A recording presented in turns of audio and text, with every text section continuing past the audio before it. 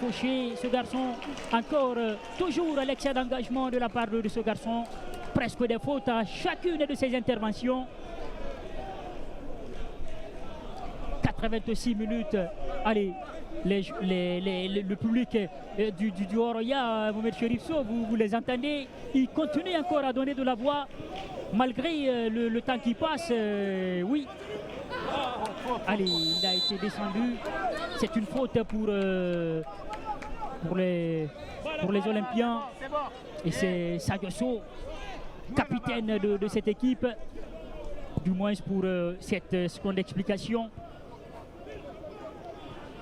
Qu'est-ce qu'ils vont faire? Ils vont sortir ce ballon encore côté du Oroya. On va remonter là-bas côté gauche en regardant cette tribune non couverte.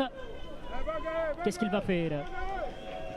Il va retrouver Aboubacar Diallo là-bas dans la boîte. Il va s'imposer. Non, attention encore à ce défenseur qui se joue de son vis-à-vis.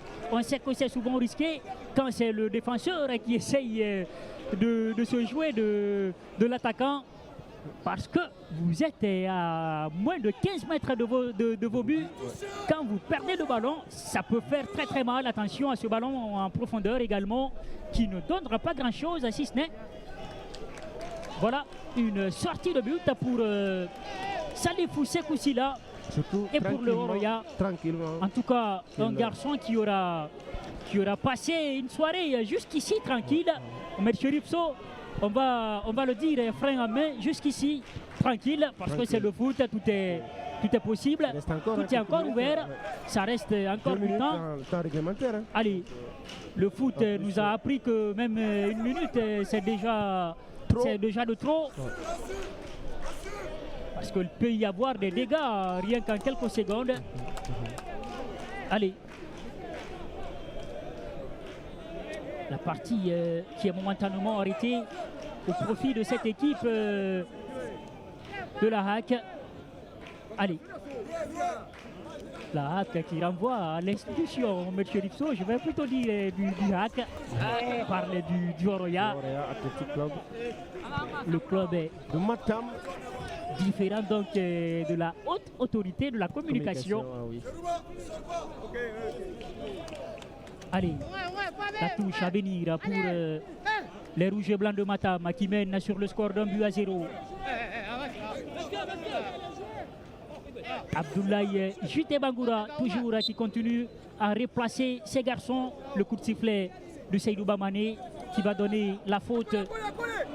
La touche plutôt à Sadio Sow et à ses partenaires.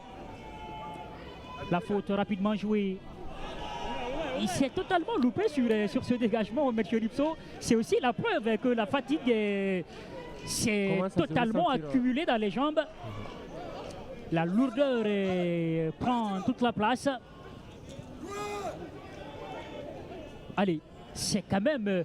on n'hésitera pas, si le score est resté ainsi, M. Lipso, à parler de totale maîtrise de la part de cette équipe du Oroya, M. Lipso, parce qu'on sent quand même qu'ils sont dans tous les bons coups quand il faut défendre, quand il faut sortir les ballons, quand il faut provoquer dans la surface adverse. Ils sont tout le temps là, tout le temps présents. Et je pense qu'à la fin du match, ce sont des stats, ce sont des réalités qui vont plaider en leur faveur. Allez, 5 minutes de temps additionnel à venir dans cette partie. Mohamed Cherif Sow, donc ça va faire 90 minutes de jouer ici au stade de Nango. Toujours 1-0 pour l'équipe du Oroya AC de Matam.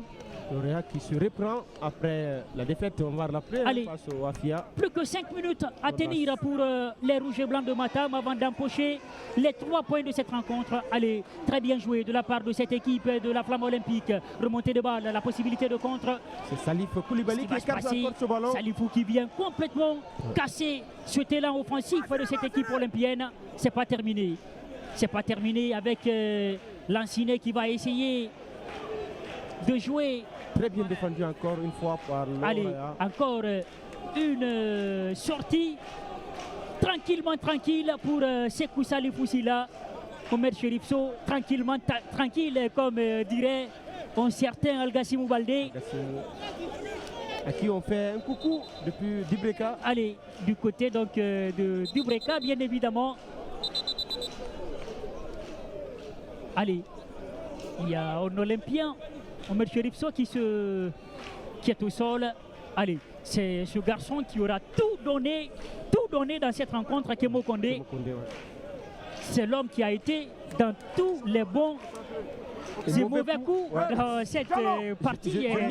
Omer Cherifso, absolument, parce que c'est ça l'évidence, c'est ce qu'il a fait, c'est ce qu'il nous a montré depuis le coup d'envoi de cette partie. C'est le meilleur homme, le meilleur joueur. Non, mais côté olympien, c'est le travailleur de l'ombre, c'est l'homme qui a tout fait. Je parlais en première période de ce joueur négatif. Côté Flamme Olympique est capable de faire le sale boulot, capable de rompre, de couper de casser toutes les velléités offensives de l'adversaire. Allez, Omer Cherifso, ce magnifique public qui a fait le déplacement ici dans l'entrée du stade Petit Sori de Nongo. Allez, ils sont là pour pousser les 22 acteurs. Le dégagement à venir de Sekou Salif Foussila, qui aura passé encore une fois une soirée tranquille, assez tranquille.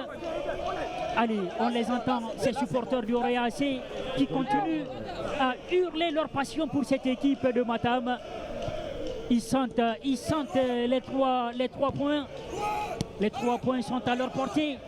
C'est surtout la belle opération, on l'a dit. Hein, les deux clubs qui rivalisent avec le Orea au sommet du championnat, hein, c'est le Milo et c'est le Afia. Mais ces deux équipes ont fait match nul lors de cette 10e journée.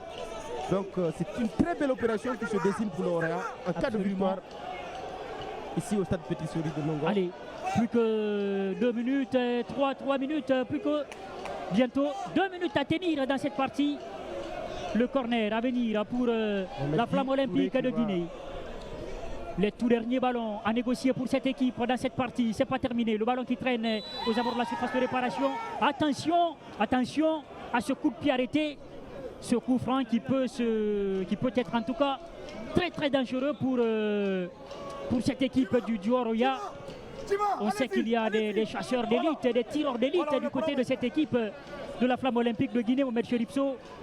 Ils sont nombreux, Fally Souma, Lansine Kondé, sans oublier le garçon Alassane Bangoura. Ils peuvent être, attention, très très cliniques sur ces genres de ballons. Allez, on voit donc ce mur du Oroya composé de 3 personnes. Il prend son élan, c'est parti. Il a préféré mettre dans la boîte. Oh là là là là là là. Et il avait là l'occasion. Le stade a retenu son souffle, Omer Cherifso.